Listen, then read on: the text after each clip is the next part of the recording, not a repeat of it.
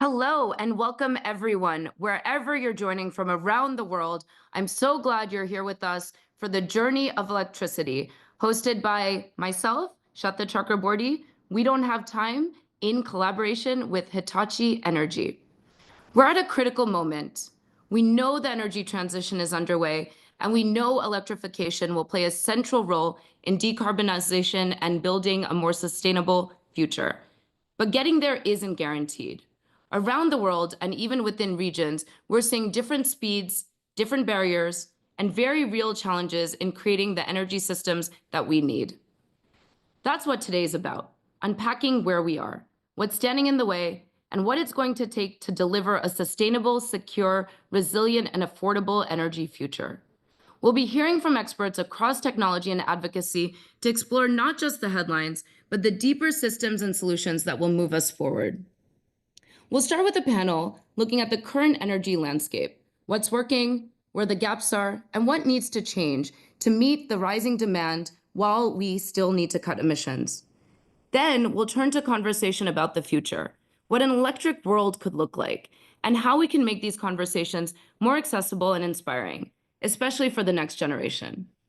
And we'll close with a fireside chat to reflect on what we've heard today and where we plan to go from here. But first, to get us in the right frame of mind, we're going to start by watching a short film from the Journey of Electricity series created by Hitachi Energy, which has inspired today's event.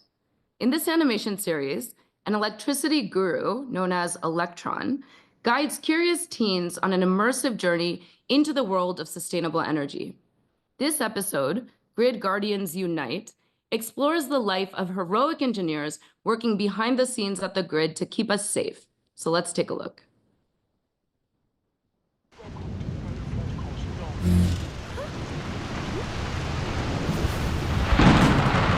Grid Guardians Unite!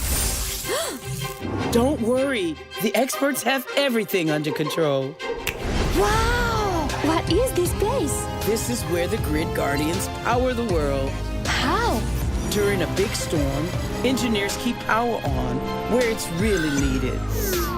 They turn my power off on purpose? Sometimes they need to keep us safe. Can they switch it back on? Uh-huh, they can switch it on, all right. It's safe. That's epic! Darling, this could be you one day.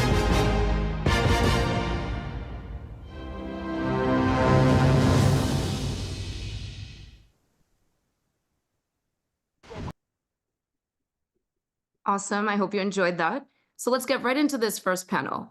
We're going to take a closer look at the current global energy landscape and explore what it will take to build a power system that's sustainable, secure, resilient, and affordable to be able to meet the rising demand. We're joined by leaders from technology and research to unpack both the challenges and opportunities ahead. So joining us first is Dr. Gerhard Zalge, Chief Technology Officer at Hitachi Energy, where he leads global innovation in power grid technologies with digital at the core. Gerhard has also been the sponsor behind the Journey to Electricity series and is committed to inspiring the next generation of energy leaders. Welcome, Gerhard. Thank you. Pleasure to be here. Thank you for joining us. And also the Honorable Sherry Goodman, the Secretary General for the International Military Council on Climate and Security. Sherry is widely recognized for her leadership in advancing resilient climate-informed energy systems. Welcome back to We Don't Have Time, Sherry. Great to be with you, Sweta. And with us also is Dr. Arunabha Ghosh, founder and CEO of the Council on Energy, Environment and Water, one of South Asia's leading think tanks working on sustainable development and energy access. Welcome, Arunabha. Thanks, Sweta. Great to be back. Okay, so Gerhard, let me ask you first to please set the scene. What does the current global energy landscape look like today? Where are we in this energy transition? What do you see as the biggest opportunities, challenges, bottlenecks for clean energy growth? Yeah, thank you for setting the scene so nicely, and let me directly go into that one, because we may see a little bit less of public discussion at the moment around this super important topic, but that doesn't mean we are not progressing. Fortunately, we continue running at speed really towards renewable build out, renewable integration, and managing it in the electrification. And the reason why this is running so stable, even if it's not every day in the top media headlines at the moment, is because it has become here with the solar and onshore wind renewables, not only the lowest carbon opportunities in generating electricity. In the meantime, it's also the lowest cost and it's the fastest to build it. And that is, of course, not just then sustainability-wise so convincing, but also economically. And what is important for us as Hitachi here to also emphasize that, of course, power generation is just one element in this electrification and energy transition. And it really needs to come together then in all the dimensions with also the demand side, where we see the increase in mobility applications, in cooling, in heating, in data centers, in industries, but then also with the power system, the grid in between. And part of that power system management is then, of course, also the storage. So these four elements always go hand in hand. And that's important for us. And that is also something in this journey of electricity, which really we want to make even more clear and keep the discussion and the awareness really alive, that all of this needs to come hand in hand. It's not just the power generation or the demand or the storage or the grid. It has to come all of these four hand in hand together. And we see that this is progressing, and that's great. But also we need to keep this discussion alive. So I'm very, very happy that we have this discussion today and very thankful for moving this forward. Well, yes, thank you to you and Hitachi Energy for supporting this critical conversation. And we're talking about power. We're talking about, just electricity needs of consumers around the world. But it's bigger than that. And something we don't necessarily think about is the intersection of energy and national security. This isn't just flipping the switch and having our power come on. This is real security, global security across nation states. And this is where you work, Sherry. Talk to our audience a little bit about what are the biggest risks facing today's power systems. What does building true energy resilience look like in this moment of rapid electrification? And how do we ensure that the grid remains reliable? Why is it so important for the grid to remain reliable, and not just in cities, but rural areas as well? Well, thank you so much, Sweta. Well, we say that energy security is national security, and being able to have secure energy supplies under all conditions is what protects our nations, but also what protects us globally and in our global security as well.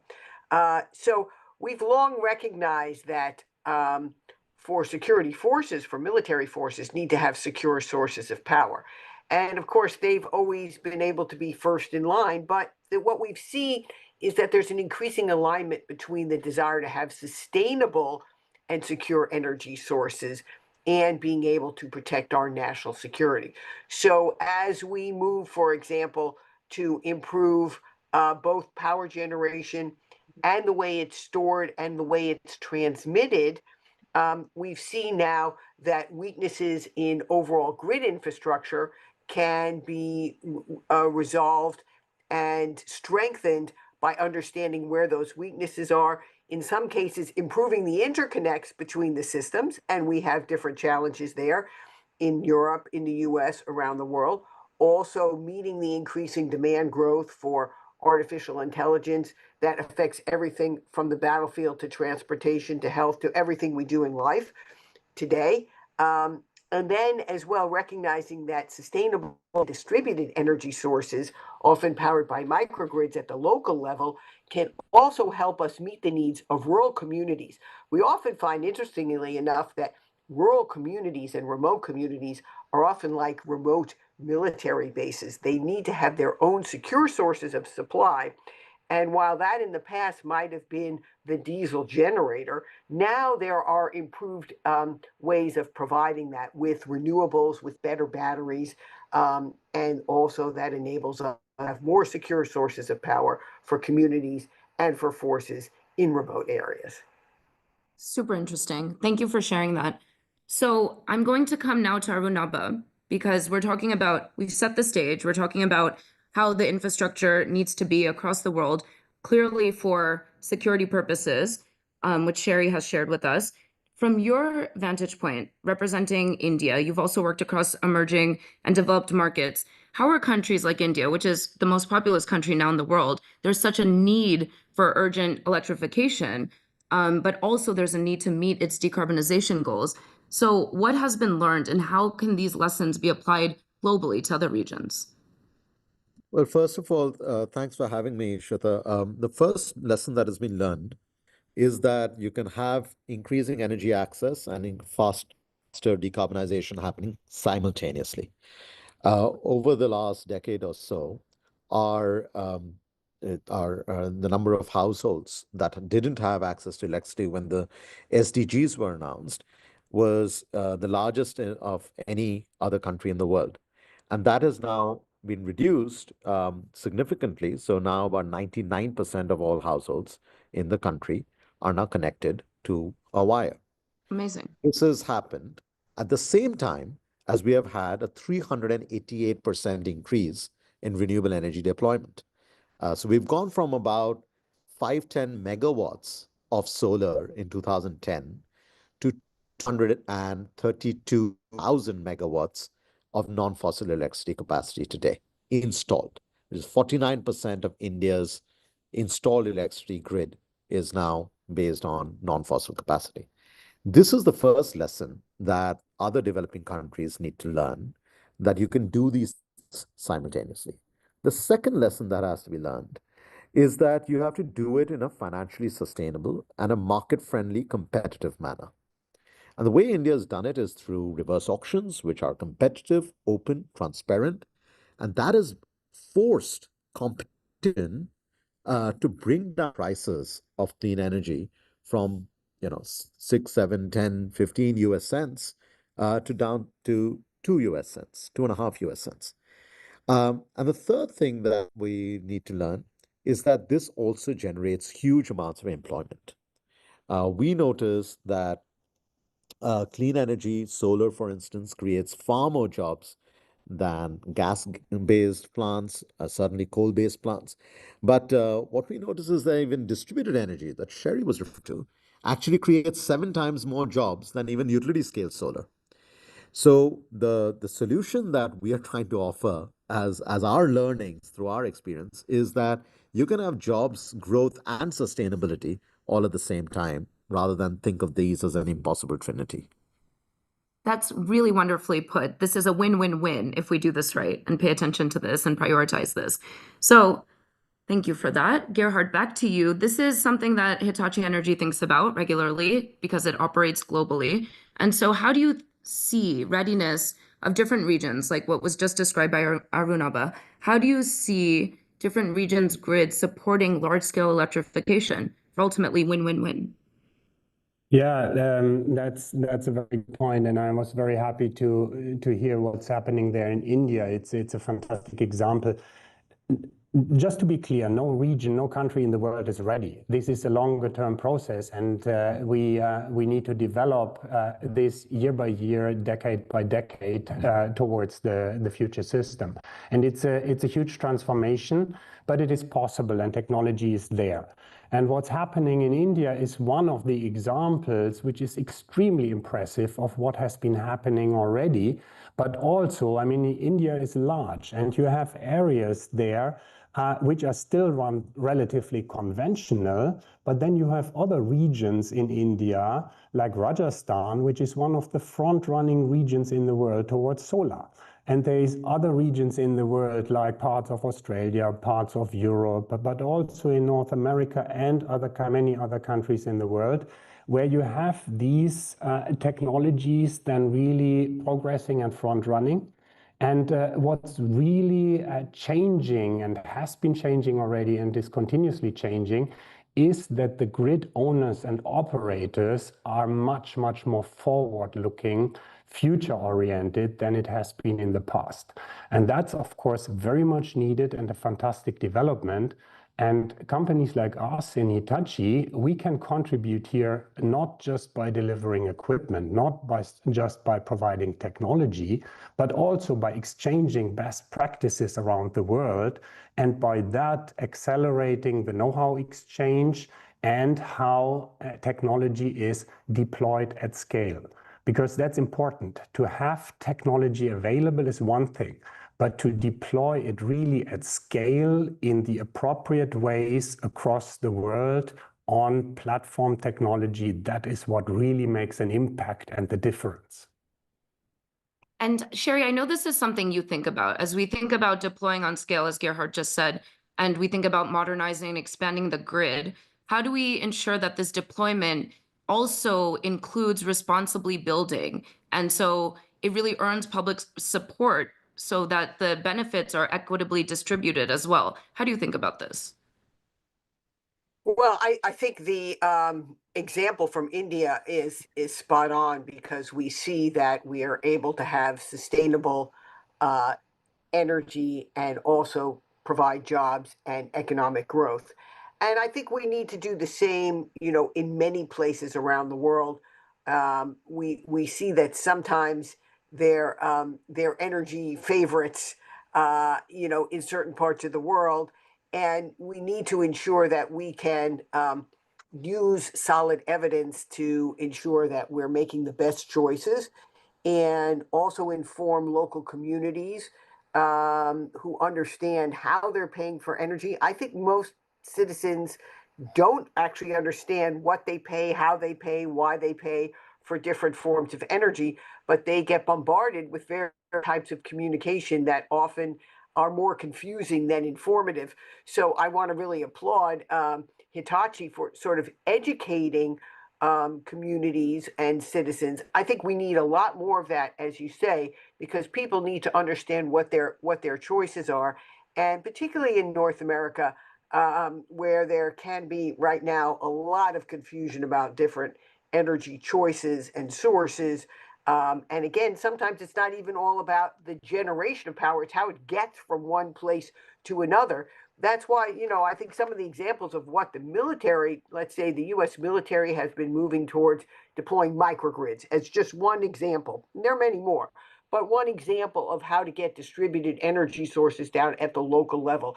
And they can be used for hospitals, for communities. I mean, there are many applications of this. And then other new technologies, from renewables with storage to the next generation of advanced nuclear reactors.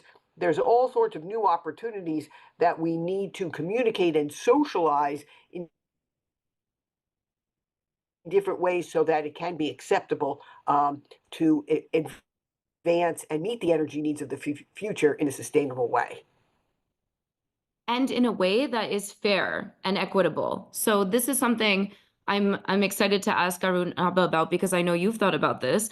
How do we ensure that efforts to decarbonize don't leave behind some of these vulnerable communities within countries, across countries? So we can talk about India, of course, but broadly speaking, around the world, vulnerable communities to climate change that are investing time, energy, and resources into moving into the future of energy in a way that is sustainable. How do we ensure that they also reap the rewards and the benefits of all of these efforts? Well, Shweta, first we have to recognize that investing in access to electricity for emerging markets and developing economies is not just in their own interest, it's in the interest of the global economy. Why? Because it's now the emerging markets, developing economies are the locomotives of the global economy.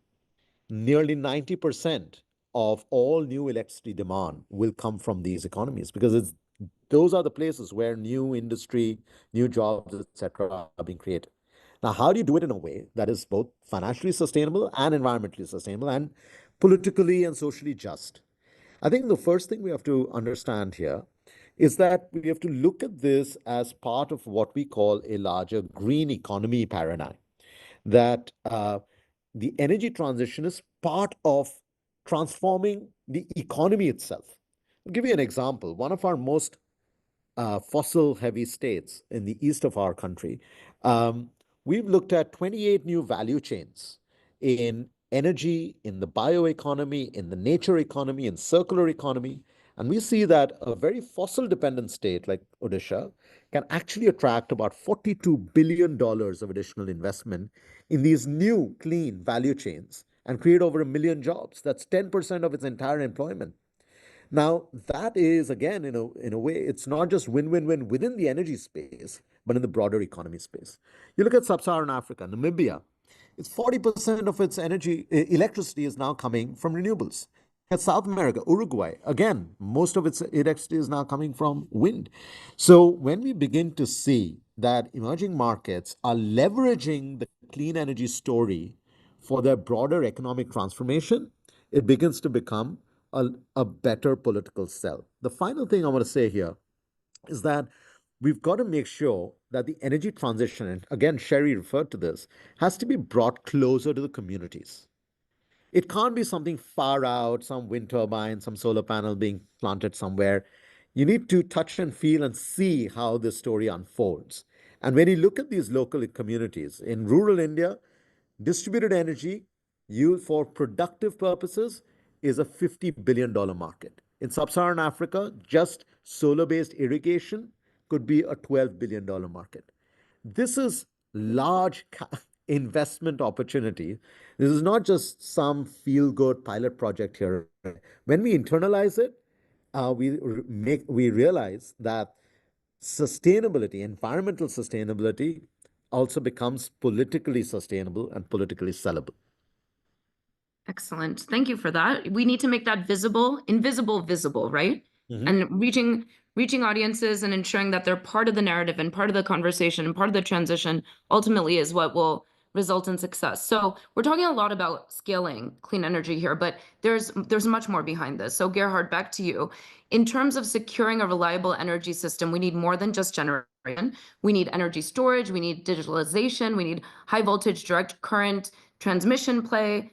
Talk to us about why these technologies, what roles they play in creating a more resilient, decarbonized grid.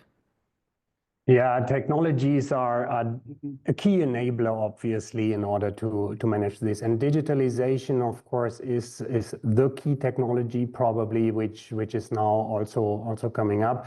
Digitalization in our power system, in our power grids environment is not new. We are running grids digitally since decades. But of course, with the recent developments also in the digitalization space, this is very, very important for us also towards the future, because we are getting more fluctuations, more volatility, weather dependencies, and so on into the power generation. We are getting also more patterns which are unknown into the demand. We are getting more distributed storage also. So the complexity and size of this power system is increasing enormously, and digitalization is the technology to manage that, and also to optimize that. We heard about affordability and costs, and in order to run this and operate this really affordable, digitalization is key. But then there is also, of course, other technologies. You mentioned the high voltage direct current. That is one way of interconnecting grids which become larger. Why is it important that the grids become larger? Because you get better complementarity if you integrate a larger size of countries, of interconnected countries into one grid. You have better complementarity on weather patterns, on demand patterns, on different types of storages, and then you can level out the fluctuation in a better way. So technologies all across are very, very important in order to manage this future grid, the future power system, without compromising on the reliability, on the availability, but also on the affordability, which we are used to. Excellent. Thank you. Same question to you, Sherry. From your perspective, what are the technologies, whether storage, digitalization, system design, that are really critical to creating a system that's not just low carbon, but also resilient and secure? Right. Well, thank you. I mean, Gerhard said it very well. I mean, we're headed into a world where almost everything is electrified and digitized, right? So you come into your house and it's all going to be electric. It won't be mechanical anymore in the future. You'll be just touching buttons or talking to it, right? So how does that electricity, as an example, get there? And when everyone has that, and then you've got an increasingly electrified world. You have an increasingly interconnected world. Geography matters, and then extreme conditions and extreme weather matter. And I think that's what's really important to be able to manage with new technologies. So, for example, the disruptions that occurred recently in Spain and Portugal, and also let's talk about the Texas grid. Part of that is because the interconnects on the Iberian Peninsula or from Texas into the rest of the US were not as solid as they might have been to have avoided and managed those fluctuations. There's a technology component to it as well. And then, at the same time, we have these increasing extreme conditions, as we saw increasing hurricanes, floods, wildfires around the world now from climate risks that we increasingly face. And so at the same time that we're trying to become more sustainable and combat the threats of climate change, we also have to adapt and become resilient and make our energy systems resilient to those mounting risks. And that requires both increased deployment of technology and improved interconnects to manage the differentials across the different regions. Sure. Well said. Arunabha, same question to you. What technologies or innovations do you believe will be most transformative for building this power system? I think the main paradigm shift that we need is to stop thinking about the grid as something separate from the generation companies. Because what happens, say again, if you take a country like India, we're the fastest growing major economy in the world, but our power demand is growing faster than our economic growth, and our peak power demand, because of heat stress, etc., is growing faster than power demand. So if you only look at it from a generation perspective, then you'll go and build a lot of capacity, which then remains idle when you don't have the peak power. If you don't have that, then your grid collapses. This balancing of sufficient clean energy capacity, sufficient storage capacity, sufficient clean base load like nuclear, and then an optimized grid needs to come together. And India actually has one of the most integrated grids. It's the fourth largest electricity system in the world. And you can actually send an electron from the north to the south. That means you can generate solar in one place and wind in another place and hydro in a third place. I think one more point here is that we've got to start thinking about this regionally as well. I was in Southeast Asia just a couple of weeks ago. Same questions coming up. How do you optimize for hydropower in Laos and solar or wind in Vietnam and solar somewhere else so that the economies get more integrated as their electricity systems get more integrated and interdependent? I think we are building the energy system of the future. And to me, it's not a choice of one technology or the other. It's a choice between, an imagination, a realization of the past and an imagination of the future and what choices we make. And so I think it's an exciting time. It is an exciting time. I thank you for your thoughts on what technologies to get excited about, Arunabha and Sherry. I'm going to come to Gerhard for the final word as we're closing out this panel, and we're going to be talking about the future with the next panel of next generation energy leaders. But I'm going to ask you, Gerhard, as the champion of a Journey of Electricity initiative at Hitachi Energy, to inspire the next generation of energy professionals, talk to our audience a little bit about what you see as important through education and engagement. Why is that so critical? And what's been the response so far in your efforts in outreach? Yeah, it's when we started this journey of electricity with our electron character, we haven't imagined the success which then came. So in the meantime, more than 1.5 billion people have interacted with electron, and I mean, come on, let's be honest here. Electron is fantastic. Electron has become part of my family. I'm in love with Electron, like my children are, like my wife is, and we got so many feedback also of people from around the world who are in love with Electron as well. Why is this so nice to have this character representing the importance and also the excitement around this electrification? Because we need next generation of young professionals with the passion, but also with the competence and the excitement to drive this energy transition forward. And when I say a next generation of professionals, I don't mean only engineers, obviously. We need all the disciplines here really on board. And we need the young generation really to drive it, to run it across all the disciplines, but also as citizens, as people of our societies. So from a professional aspect, but also as citizens, also to share the know-how, to really spread that. And if Electron can help here and contribute and serve us in really doing so, then even better. And I'm really looking forward with big excitement to hear the young generation now in the following panel on how they see it, how they are in it, and then really listen there. Excellent. Yes, Gerhard, thank you for helping us transition to the next panel. Thank you so much to our fellow panelists, Sherry Goodman, Dr. Arun Abaghosh. It was a pleasure to have your contributions. And with that, we will kick off panel 2, what an electric future looks like. So welcome, new panelists. We are going to be shifting our focus to talking about the future, imagining what an electric world could look like and how young people can help to shape it. We're going to explore how to make energy topics more accessible, inspiring, and relevant for the next generation of leaders, which you all represent. So this panel features Mahak Agrawal, founder of All Bits Counts, board member of Atticus, and a communications expert working at the intersection of urban planning, technology, and sustainability. Welcome, Mahak. We're also joined by... Great to have you. We're also joined by Hikaru Hayakawa, Executive Director of Climate Cardinals, an international nonprofit that's making climate information accessible to young people around the world by translating resources into over 100 languages. Welcome, Hikaru. Thank you for having me, Sweta.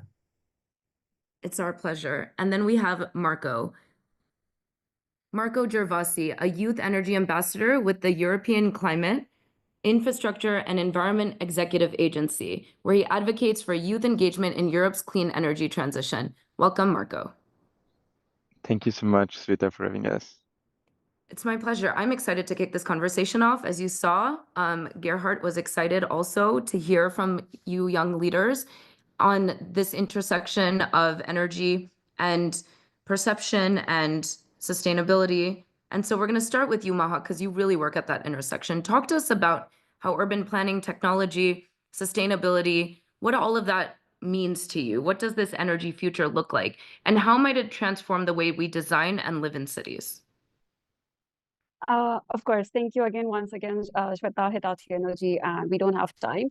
I would say that, if we look at the intersection of tech, sustainability, urban planning, and climate science, well, at this intersection, for us, electric future isn't just about cleaner fuels or, which new brand of electric vehicle should one buy. It's more to do with rethinking how cities function, who they serve, and what often invisible infrastructure holds them together. Plus, we also see that no two cities or countries are the same, which has also been discussed in the previous panel. So what we know from experience is that what works for Stockholm might not work for Nairobi or New York or New Delhi. And we need solutions that are not just scalable, but truly implementable and sensitive to local realities.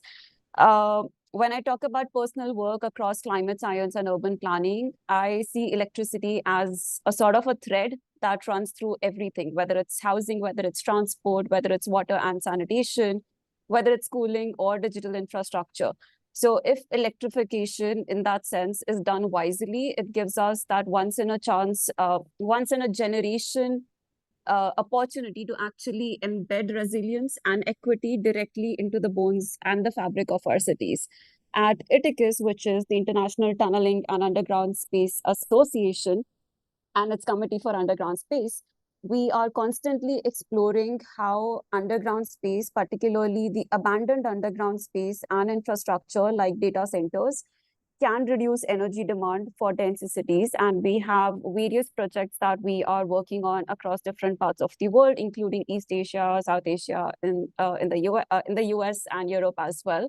Whereas through all bits count, we work both on policy and behavior shifts, primarily currently focusing on the behavior shifts, because we believe that whether it's cooling our homes or charging our phones, energy or electricity isn't just, technical. It's something that's very deeply personal, and something that maybe also needs a better PR strategy just to make it more relevant to the general public. Fantastic. And I've had the pleasure of seeing your work, and it really is avant-garde in terms of how we think about future of energy. So that is critical. And this is exactly what we need the next generation to be focusing time and attention on. And we need to share all of this to get others excited from around the world as well to join in, because you are really operating globally, and that's critical to remember. And so is Climate Cardinals. So Hikaru, I'm coming to you. You're all about empowering people with knowledge, young people especially, so that they can contribute. They can be armed with important information relevant to protecting themselves, their communities, building wealth and security for their futures. And so what is your vision for electric future, and how can young people be at the center of really building it? Yeah, no, thank you for that question. And as Mog said, thank you, Sweta, Hitachi Energy, and we don't have time for having us. Our vision at Climate Cardinals for an Electric Future is one in which every young person, regardless of language or geography, has the ability to lead.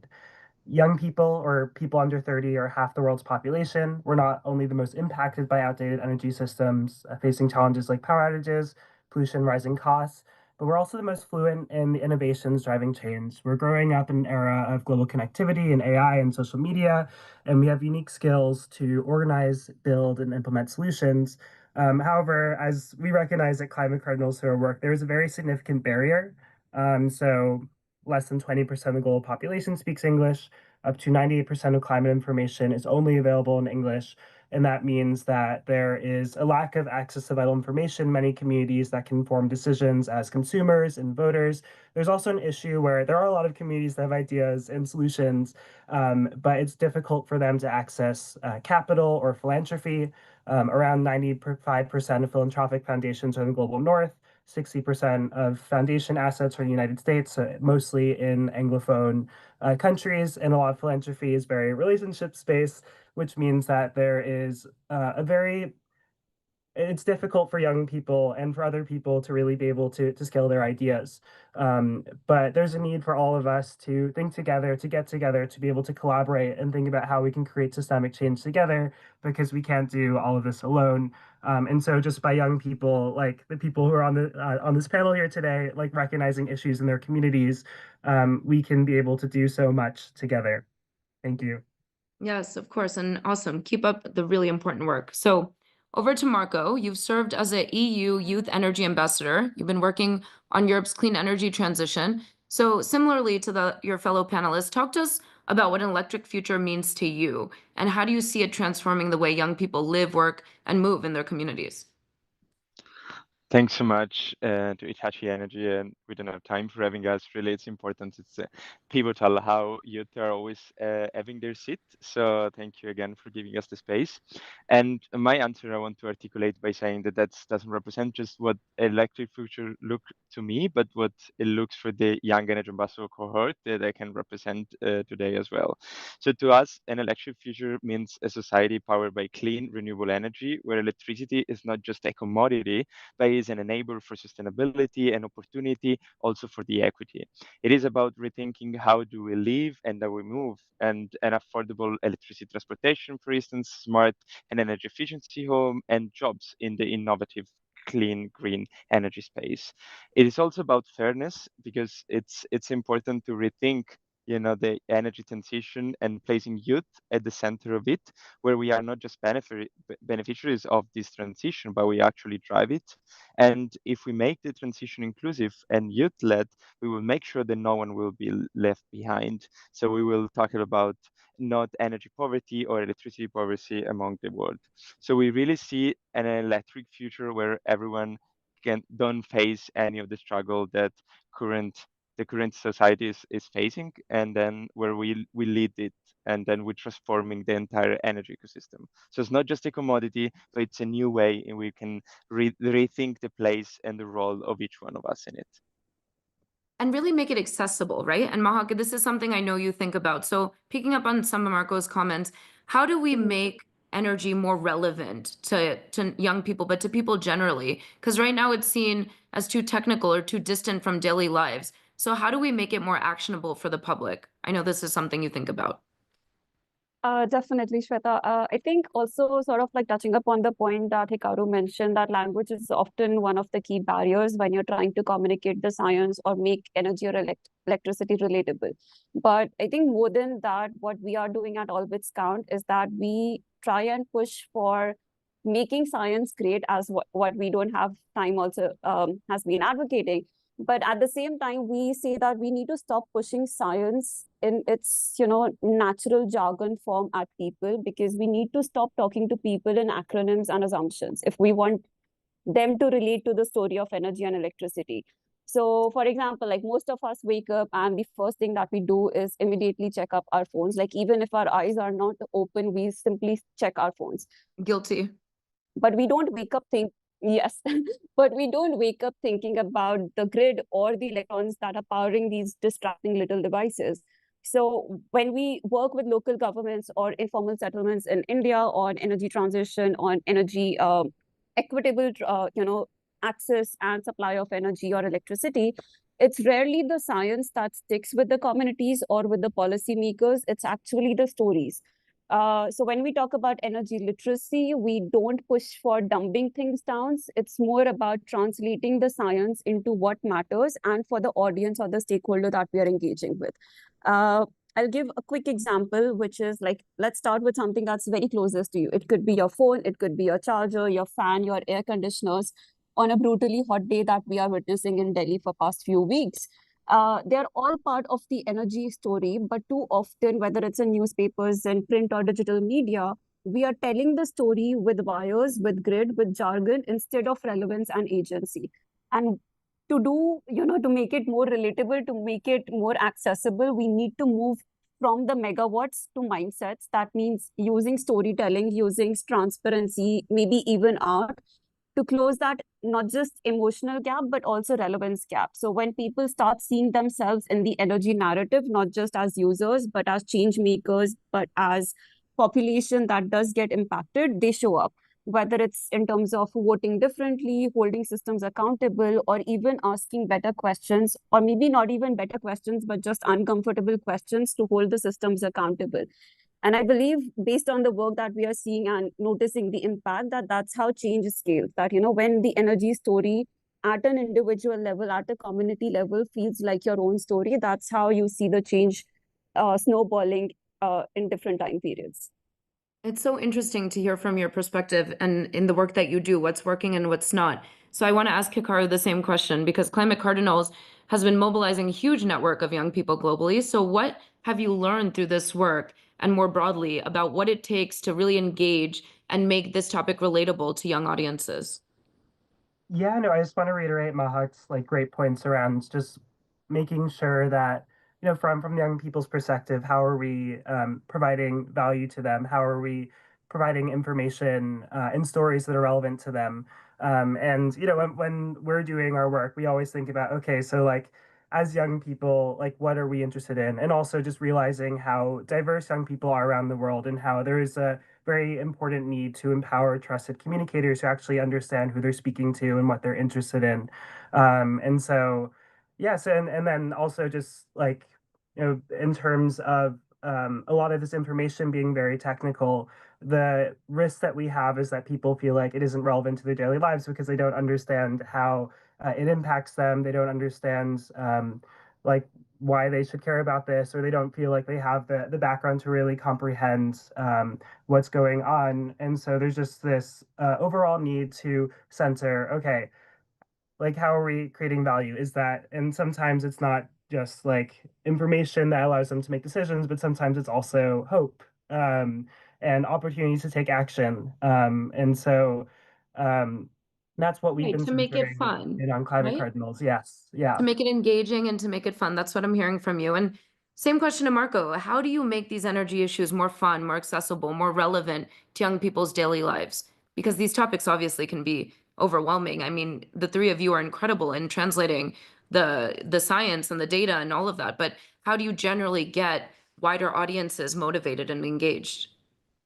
No, indeed. I just want to pick it up on Ikaru point. It talk about background on what you need to understand the energy transition. And most of the time, people like are used to to hear that to understand energy or industry decarbonization, grids, balancing, storage, you need to have an engineering background. So we need to stop like just this narrative and then starting saying the energy or industry decarbonization is for all and for everyone because it's interconnected to our daily life.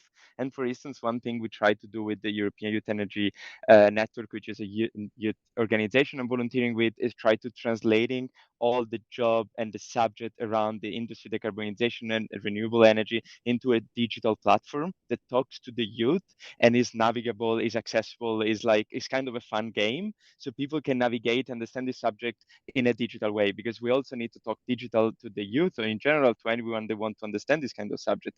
Everyone will use their phone, but sometimes we can use phones or web app to understand more technical subjects such as energy, industry decarbonization. So that's one way. And the other way is definitely to link with our daily life.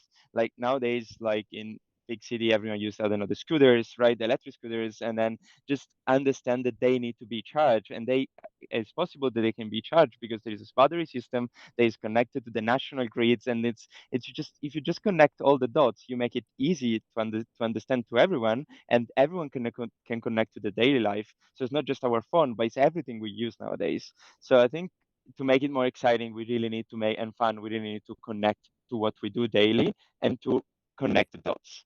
And also, of course, use the digital tools because we always with our phones and laptops. So we need to make something accessible to everyone.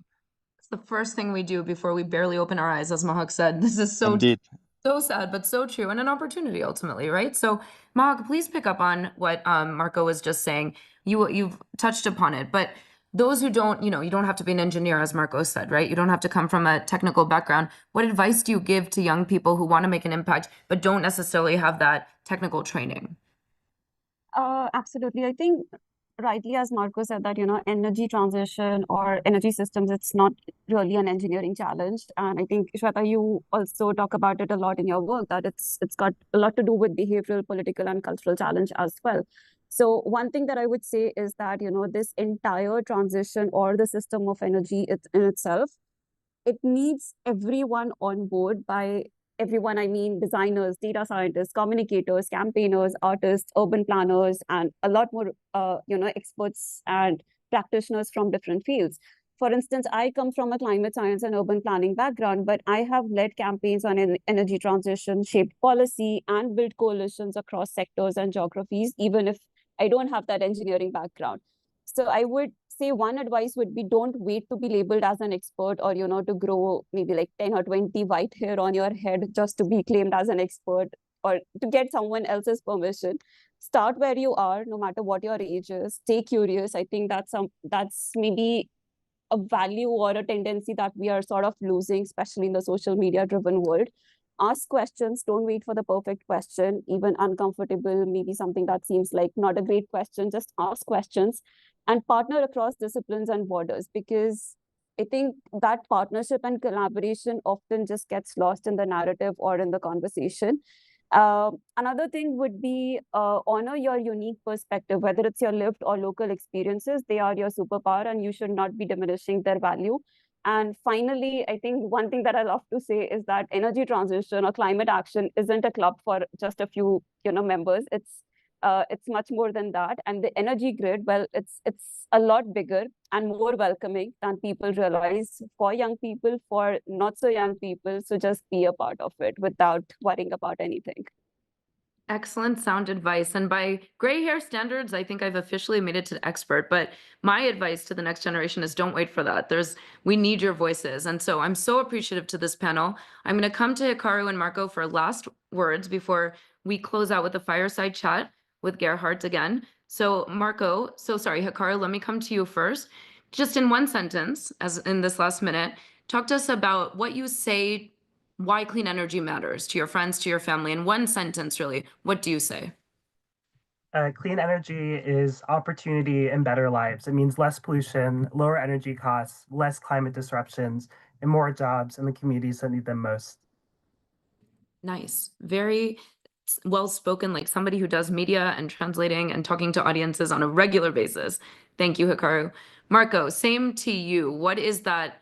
If you had one sentence to explain to a friend or family member, what would you say? I would say that clean energy means powering our life without destroying our future. So what could matter more than that? Fantastic. Okay, Mahak, I'm going to actually let you say the final sentence as well. What's that final sentence? I think it's going to be sort of on a similar tangent and maybe directed to an Indian aunt and uncle. It's going to be more like clean energy is our best bet to not just keep the lights on, but at the same time, not cook our future or the planet like we do with vegetables in a pressure cooker. We cannot cook our planet the way we do vegetables in a pressure cooker. Okay, I'm going to leave this panel with that final imagery. Thank you so much, young energy leaders today and of the future, Mahak, Hikaru, and Marco. Please continue your excellent work and join us again for a We Don't Have Time broadcast in the near future. Thank you to all three of you. Thank you very much. Thank you. Bye. Thank you. So that brings me to the final fireside chat with Dr. Gerhard.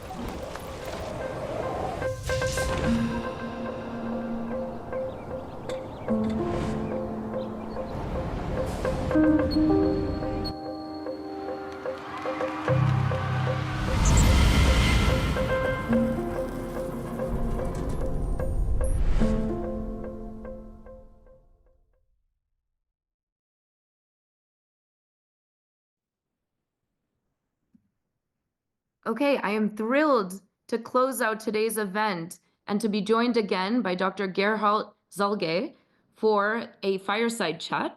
Gerhard, as you know, is the CTO of Hitachi Energy, and I'm going to ask him to take a step back and really reflect on the insights that we've heard, explore what gives us hope, and discuss what's really going on to help build an electric future. So, Gerhard, we've covered a lot of ground today, from grid modernization to electrification to inspiring the next generation. Looking ahead, what gives you the most optimism about the future of energy? Well, I think that's very easy for me to answer, because when I listen to the three young participants just now, that is exactly what gives me hope, what gives me energy, what gives really here all the future outlook.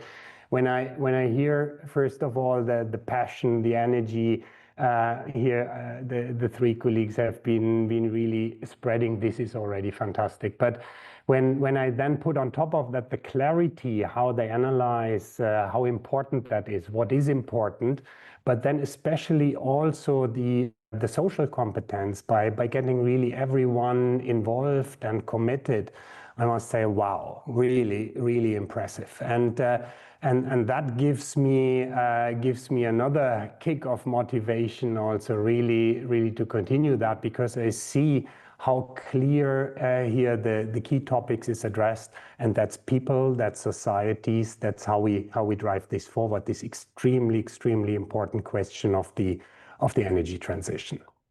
So, I mean, clearly Hitachi Energy is already doing this, but what's the most important thing that industry more broadly can do to really inspire and equip the next generation of clean energy leaders? Because look, as we just saw in the last panel, if we give them a platform and we give them an opportunity to share their voice and their work, I mean, it's not just inspiring as it's inspiring us as those who are older and have been working in the space longer, but it's inspiring their peers. It's inspiring the next generation. So what can the sector do to really give support for the next gen? Yeah. And I think the key thing was mentioned in multiple of the answers. It is, we need to take away this myth of electrification being complicated, being a technology I don't understand. Every one of us around the world is in contact with electricity every day. And one of the members was saying very nicely, there is no wrong or stupid question. ask the questions which you want to have answered. And we as an industry, but also with all the other stakeholders, we have to answer those questions. And if we give a too complicated answer in the first round, ask us again. And then we have to adjust so that we get the commitment, that we get the onboarding. Because the great thing is that the technology to make this energy transition happen is there. What's missing is what we can develop while we are transitioning, but we don't have to wait for any technology. And we have to deploy it at scale, and we need to have really everyone on board doing the contributions in your daily life, in living it in a future-oriented way. And then we can really make happen what was also said in the first panel, this combination of economy, of sustainability, creating jobs, but also keeping energy affordable. So if you could leave the audience that's tuning in right now from all over the world, all walks of life, those that might have been a little intimidated by this subject matter, but now after listening to leaders, really at the peak of their careers, as well as the next generation, kind of rubbing shoulders and talking about the future of clean energy, what would you say to them? What's the one key takeaway from today's conversation about building electric future that you would want them to know and take away? Yeah, join us in the energy transition if you are not already on it. And it's really our choice. We can make it happen. We can create jobs. We can do and serve one of the best purposes you can imagine, really, with lowering the carbon emissions. And we can do that for a sustainable future for the today's generations and those to come. And I couldn't find a better place for me to be in than in this energy field, in this electrification field these days. And I would love to see from the young generation as many as possible joining in all the jobs, in all the competencies, in all the roles and functions across the world, so that we make that happen together. Fantastic. That's a wonderful call to action. We love that we don't have time when we can leave audiences with a real tangible action step. So you just provided that. Thank you. I hope the audience heeds Gerhard's call. Thank you so much, Dr. Gerhard Selge, for tuning in and contributing for today's broadcast. We've heard powerful insights on the challenges and opportunities ahead, from the technologies that are driving change to the partnerships that will shape the energy transition, and finally to the role that each and every one of us can play. I hope today's conversation will leave you not only informed, but inspired to be part of building a sustainable, secure, resilient, and affordable energy future that is truly equitable for all. Thank you to those of you tuning in. Thank you again, Gerhard. Thank you, Sweta.